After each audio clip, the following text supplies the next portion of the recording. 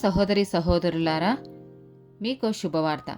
2025 సంవత్సరంలో మొత్తం 365 అంశాలను మీతో పంచుకోబోతున్నాము. జనవరి 1వ తేదీ నుండి ప్రతిరోజు ఒక అంశము మరియు దానికి సంబంధించిన వాక్యమును పంచుకుంటాము. దయచేసి ఆ వాక్యములను వినండి, ధ్యానించండి మరియు ఆశీర్వదించబడండి.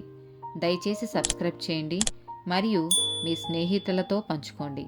ధన్యవాదాలు.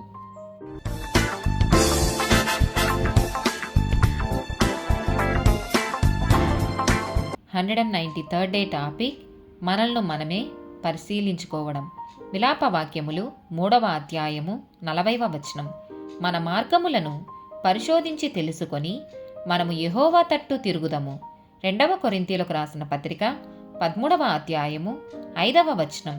మీరు విశ్వాసము గలవారై యున్నారో లేదో మిమ్మును మీరే శోధించుకొని చూచుకొనుడి, మిమ్మును మీరే పరీక్షించుకొనుడి.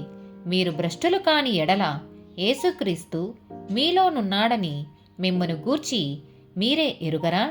1 కొరింథీయులకు రాసిన పత్రిక 11వ అధ్యాయము 28వ వచనము. కాబట్టి ప్రతి మనుష్యుడు తన్ను తాను పరీక్షించుకొనవలెను.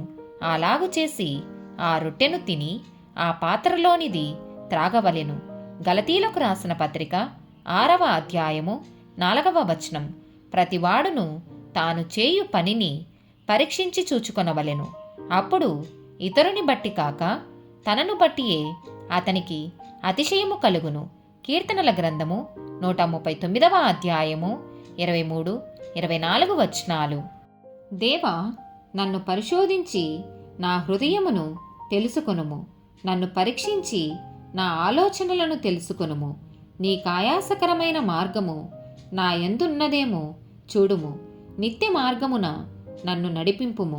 మత్తయి సువార్త 7వ అధ్యాయము 3 నుండి 5 వచనాలు. నీ కంటిలోనున్న దూలము నెంచక నీ సహోదరుని కంటిలోనున్న నలుసును చూచుటయేలా? నీ కంటిలో దూలముండగా నీవు నీ సహోదరుని చూచి నీ కంటిలోనున్న నలుసును తీసివేయనిమ్మని చెప్పనేలా?